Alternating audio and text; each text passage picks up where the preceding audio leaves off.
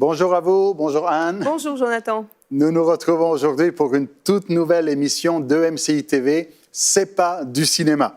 Et aujourd'hui, on parle d'un film, Dieu n'est pas mort. Dieu n'est pas mort. Et si vous ne connaissez pas le film ou si vous avez oublié le synopsis, on regarde la bande-annonce et on parle du film tout de suite après.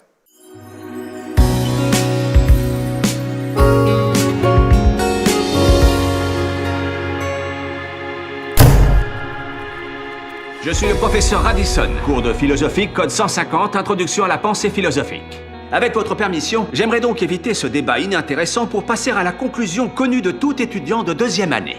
Il n'y a pas de Dieu. Pour ce, je vous demande maintenant d'écrire sur la feuille de papier que je vous ai distribuée 3 mots. Dieu est mort.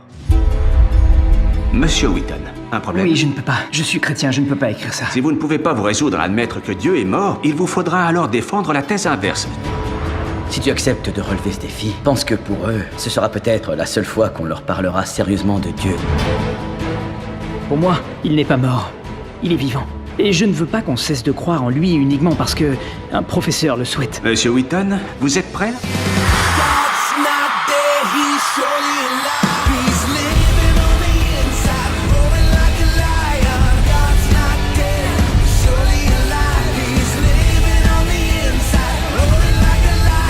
On a vu que la science ne s'y opposait pas. Elle confirme son existence. Vous le savez au fond. Ma question est très simple, professeur. Pourquoi est-ce que vous haïssez Dieu?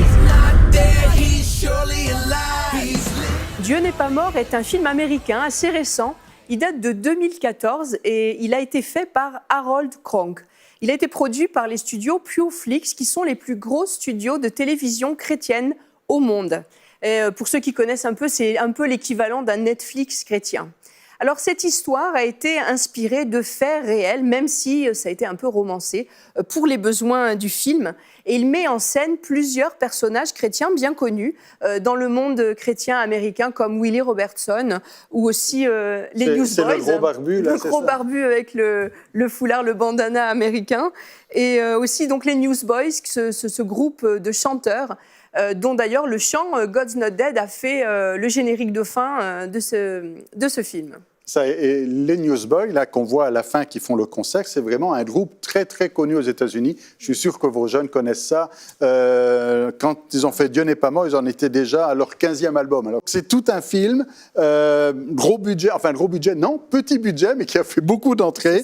Et en fait, ce qui est intéressant, c'est que personne n'avait pu prédire l'impact que ce film allait avoir sur la société américaine. Vous voyez, c'est un film qui vient parler de Dieu. On est dans un monde complètement athée, puis c'est tout à fait l'essence du film, avec ce professeur de philosophie qui dit Dieu est mort et qui veut imposer quelque part une forme d'athéisme sur toute une classe. Et nous sommes, nous aussi, et peut-être vous avez cette influence autour de vous, dans un monde où on veut imposer une certaine philosophie, une certaine pensée. Dieu est mort, un point c'est tout. Alors, après avoir vu ce film, on aimerait vous encourager. Il y a plusieurs personnes qui nous regardent. Peut-être, premièrement, j'aimerais parler à celui qui a des doutes, celui qui est peut-être agnostique. Vous savez, il y a le athée et il y a le agnostique. Et on peut regarder un extrait vidéo qui va nous montrer ça. Était athée.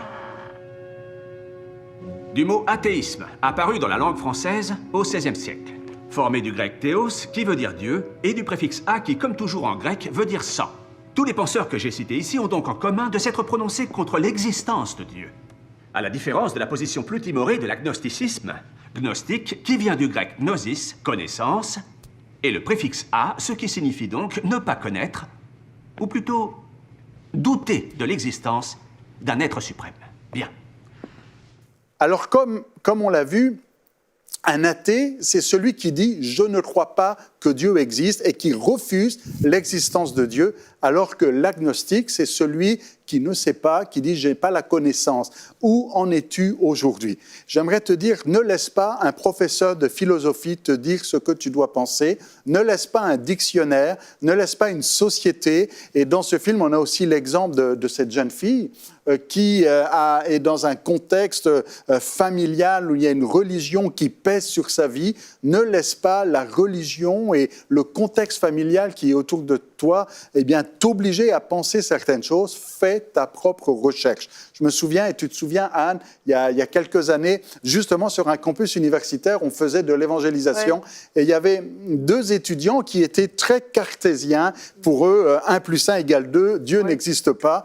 Et simplement, alors qu'on leur annonçait la bonne nouvelle de Jésus-Christ, simplement dire, mais ne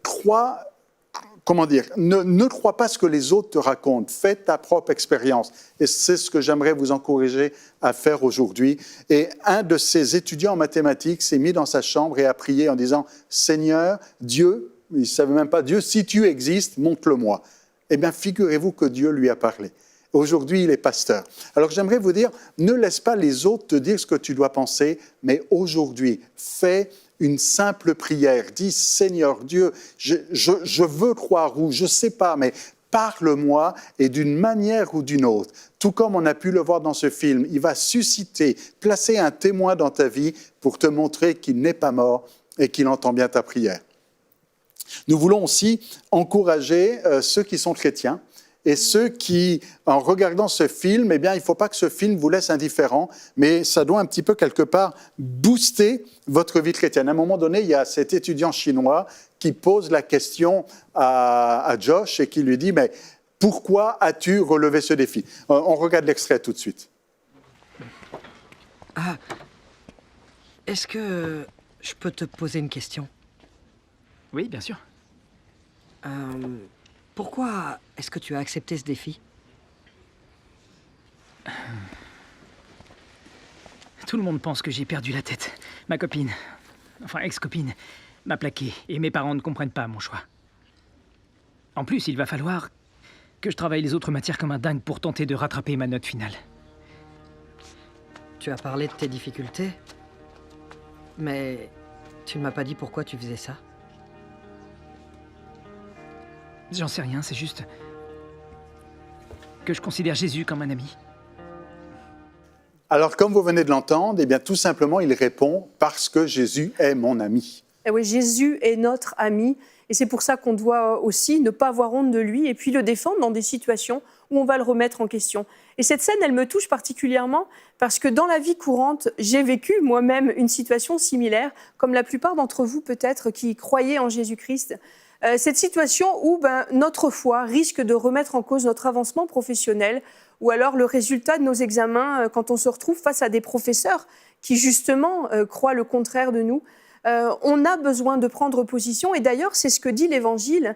Et d'ailleurs c'est le verset que donne le pasteur à Josh, il lui dit dans Matthieu 10, 33, « Quiconque me reniera devant les hommes, je le renierai aussi devant mon Père qui est dans les cieux. » C'est ça, si on a peur de confesser Jésus-Christ comme notre Sauveur, alors il y aura des conséquences éternelles aussi pour nous. On est amené en tant que chrétien à ne pas avoir honte de notre foi. Et dans le milieu professionnel, il va falloir assumer le fait qu'on soit chrétien ou pas. Et dans ce film, ce témoignage de Josh est vraiment émouvant parce qu'on se dit, ce jeune gars, quand même, il n'a pas peur. Parce que si ceux qui ont regardé le film ont vu, il a quand même perdu sa copine qui, elle, ne comprend pas pourquoi il va remettre en cause son avenir de juriste pour juste s'obstiner avec le professeur pour prouver que Jésus-Christ est vrai. Parce que c'est vraiment son ami. Vous savez, quand il y a quelqu'un que vous aimez, vous voulez le défendre et vous ne voulez pas laisser dire n'importe quoi sur lui. Alors c'est un peu la question que l'on pose à ceux qui se disent chrétiens ou ceux qui sont chrétiens, qui s'affichent chrétiens. Vous savez, la petite amie de Josh, elle était chrétienne, elle allait à l'église, elle était dans un groupe de prière, mais elle disait, mais écris sur le papier que Dieu est mort et puis passe ton examen parce que ta vie professionnelle est plus importante. Et non, il s'agit quelque part d'être un peu radical ici et de dire, moi, ma foi, elle est plus solide que ça. D'ailleurs, à un moment donné, il y a cette citation de C.S. Lewis, où Josh va dire justement à sa petite amie, il va lui dire, mais un seul vrai risque permet d'éprouver la force de la foi. Si tu veux savoir si ta foi est solide, eh bien, il faut une prise de risque. C'est facile d'avoir la foi quand tout va bien. C'est facile d'avoir la foi quand il n'y a pas de problème. Mais quand on est dans une situation à risque, c'est là qu'on voit la force de la foi. Alors, j'aimerais et on aimerait vous encourager aujourd'hui à pas simplement avoir regardé un film, c'est plus que du cinéma, c'est de la vraie vie ici, c'est de la vraie vie chrétienne. Mets ta vie en action, n'aie pas peur de prendre des risques pour dire que Dieu est vivant, qu'il n'est pas mort, et être ce témoin, cette lumière dans la situation dans laquelle tu es. Et si vous voulez nous partager un petit peu l'expérience que vous avez eue au travers de ce film, allez sur emcitv.com/film et là, dites-nous simplement ce que vous avez pensé du film. Dites-nous aussi quelle a été votre prise de décision. Si aujourd'hui vous décidez de dire « Moi, aujourd'hui, je ne veux pas être un chrétien tiède, je ne veux pas être une petite lumière, mais je veux dire haut et fort que Jésus est mon ami », qu'il est mon sauveur, un peu comme à la fin du film où on encourage tout le monde à texter « Dieu n'est pas mort ». 1 million de textes, c'est ça 10 millions non, je ne sais plus. Il va falloir qu'on revoie le film à nouveau. Mais en tout cas, ça faisait beaucoup de messages textes d'un coup. Oui, je pense que c'était 1 million.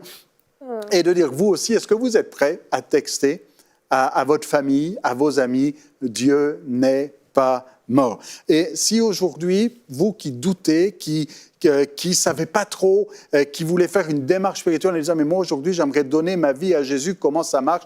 C'est pas compliqué. Il suffit simplement d'avoir une simple prière et de dire « Jésus, je veux que tu sois mon ami. Dieu, je sais que tu es vivant, je veux que tu me parles, je veux être à toi et je veux moi aussi obéir à ta parole. » Si vous voulez faire cette décision, allez aussi sur emcitv.com/film et faites-le nous savoir parce qu'on aimerait pouvoir vous aider, prier pour vous et vous envoyer toutes sortes de ressources pour continuer votre vie et votre démarche spirituelle. Alors voilà pour notre émission d'aujourd'hui et on aimerait simplement vous dire, souvenez-vous, c'est pas du cinéma.